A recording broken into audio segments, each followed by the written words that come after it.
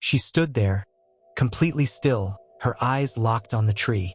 No wind, no birds, just that sound, the soft crunch of a bite. I swear I heard it even though I was way across the yard. When she turned around, her lips were stained red. And that's when everything started to fall apart. My name's Malik. I'm from Georgia, and this story, it's not just something I heard. It happened. To me. Well, not exactly to me, but I was there. I saw it. I heard it. And once you hear it too, you'll understand why I never go back to Grandma's old house. Not even to visit.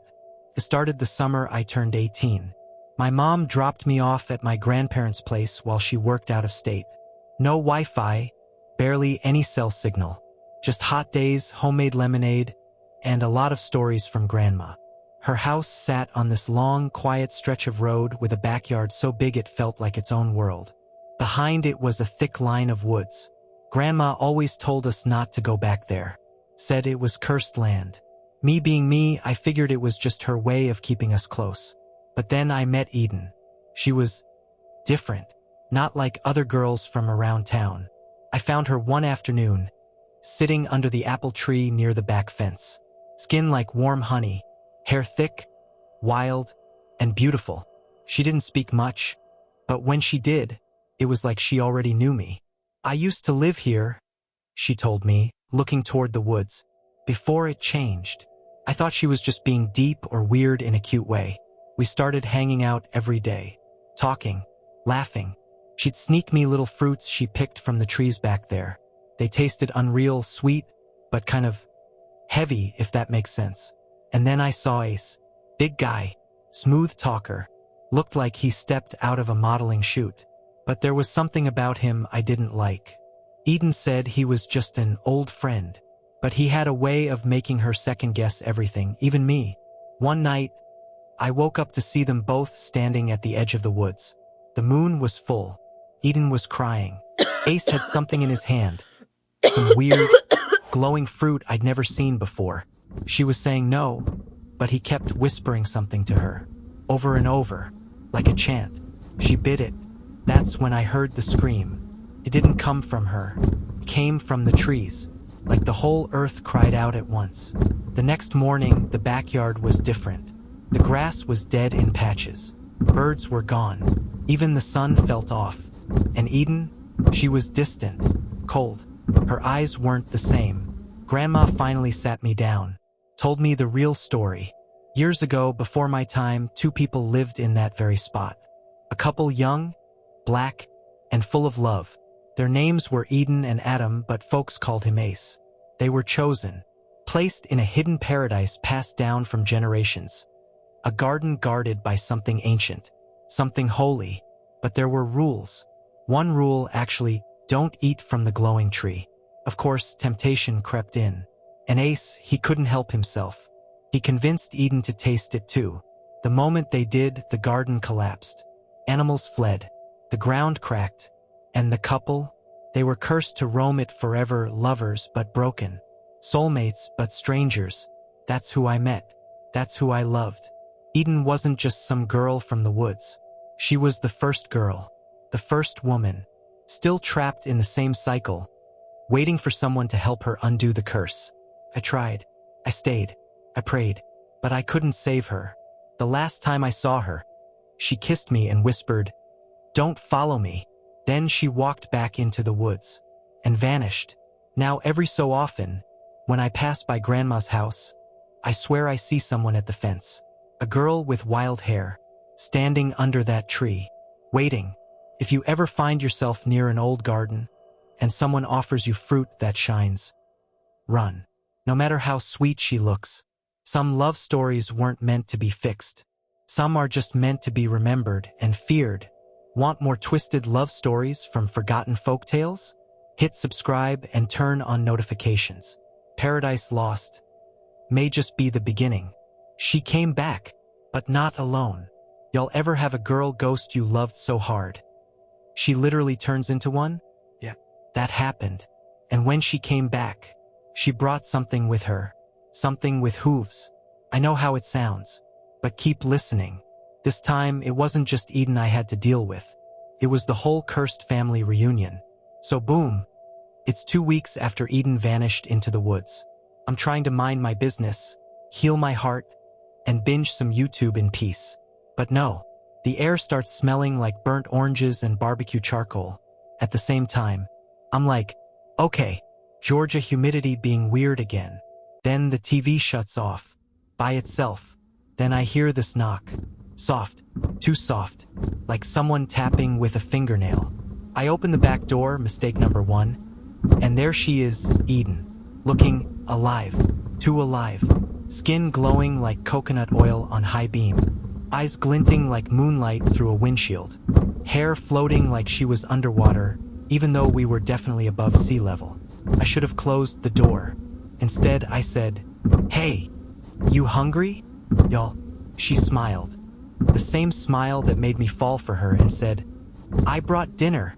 And then I saw it. Behind her, standing at the edge of the woods, was a thing. Man-shaped, but wrong. Like, if a goat had a Tinder profile and catfished you. Hooves, antlers, the whole demonic pet smart starter pack. I said, what's that?" She said, "That's my ex. He followed me." Oh, cool. Totally normal. I slam the door shut and start running around the house like Scooby-Doo with asthma. I grab my grandma's holy oil, a Bluetooth speaker, and a hoodie, because if I'm dying, I'm not dying ashy or unfashionable. I go back outside like an idiot and start blasting gospel music like it's gonna turn into a Marvel weapon. Eden's just standing there like, "Babe, chill. He just wants to talk." Now I'm in a spiritual love triangle between a demon, an ancient woman, and my dumb 18-year-old decisions.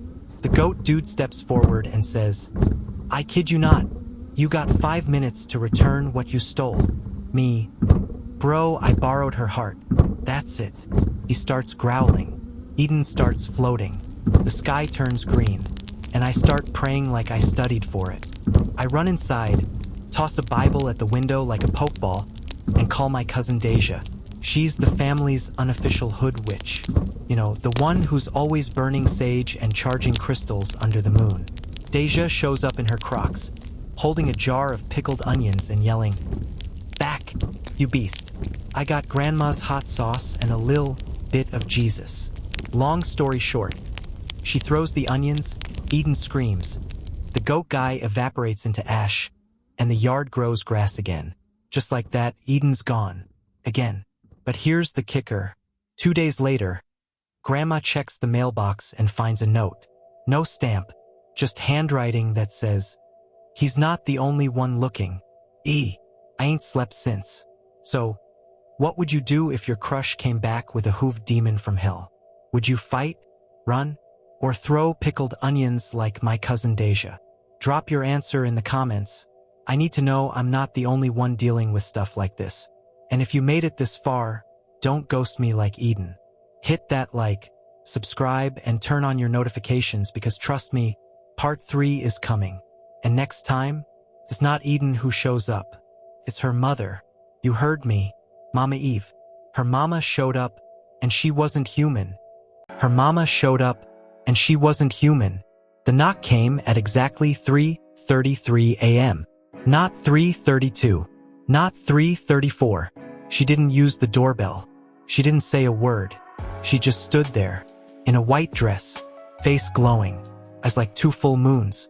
And when I opened the door, she said, "I'm here for what's mine." Okay, this is it. The last time I'm telling this story. Because honestly, I don't think I'll survive another sequel. So Eden's gone again. Goat dude's ash. My cousin Deja is still walking around like she saved the universe with onions. And I'm sitting in Grandma's house, clutching a cross I bought off Amazon and a bag of sour Skittles for emotional support. Then the note came. No stamp, no return address. Just, "She's watching. You're the final piece." What final piece? I don't even know how to do taxes yet. Anyway, 3:33 a.m. hits. 3 loud knocks on the door. I peek out the curtain, and my soul jumps out my body. There's a woman on the porch. Tall, elegant, regal, but ancient. Not old like wrinkled. Old like... She remembers the beginning of rain. She's wearing this glowing white dress. feet not touching the ground, hair flowing like it's underwater, same as Eden's, but longer, heavier. She's got that black mother stare like she already knows you lied about doing the dishes. She says, "I am Mariah, the first, the mother of the girl who touched the tree." And I swear, I felt every ancestor in my bloodline whisper, "Boy, close the door." But I didn't, because I'm Malik, and bad decisions are my ministry, so I let her in. She walks straight to the kitchen like she owns the place, makes a cup of tea, from air, mind you, and sits. Then she tells me everything. The garden was never about punishment, she says. It was about choice. Eden chose love, even after the curse, even after the fall. And so did you.